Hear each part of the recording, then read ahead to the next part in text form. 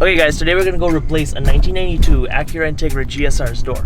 This car hasn't been run in 10 years and we don't even know if it'll move, but we need to pull it out from behind a couple other cars and change the doors because those doors, one of them got broken into. This is supposed to be in a secure lot, right? Like there's a security in this lot and everything. No one saw what happened.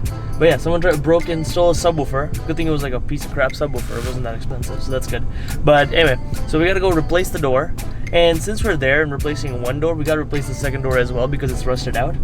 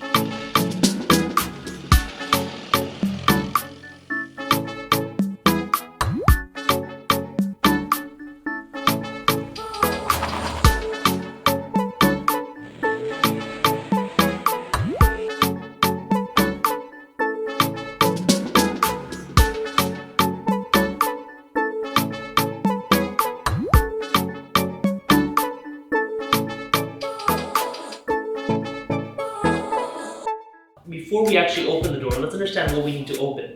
So this is the door we are going to remove later on in the video. And before we actually show you how to remove it, let's understand what we need to undo. So these doors are held in by two bolts on the bottom, right here and right here, as well as a pin that needs to be hammered out, and two bolts on the top, right here and right here, as well as a harness that's going to be right in the middle. Before removing the doors, remove the locks as well as any other features you need to install in the new doors. Doing it now will make it a lot easier than once the doors are removed. Unfortunately for me, we couldn't find any GSR doors that matched my car, so we had to replace the doors with that of a base model Integra.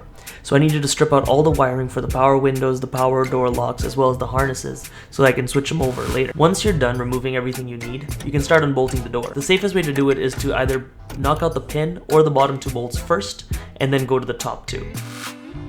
You can save the harness for later because it'll be easier once the door is removed. Removing the harness is very easy. All you have to do is pull back the rubber, look where the clip is, poke it with a screwdriver, and wiggle it out.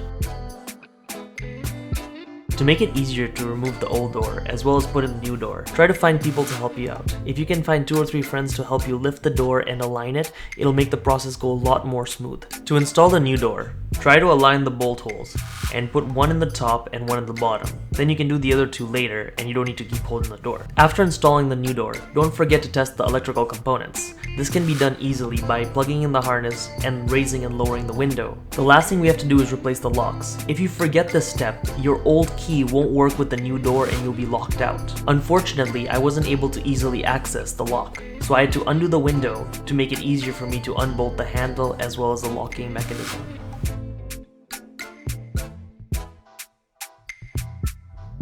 As you guys can see, changing a car door isn't that hard. It just takes a little bit of time and a little bit of know-how, but anyone can really get it done. If you guys like this video, don't forget to smash that like button and also subscribe so you guys can see more videos like this.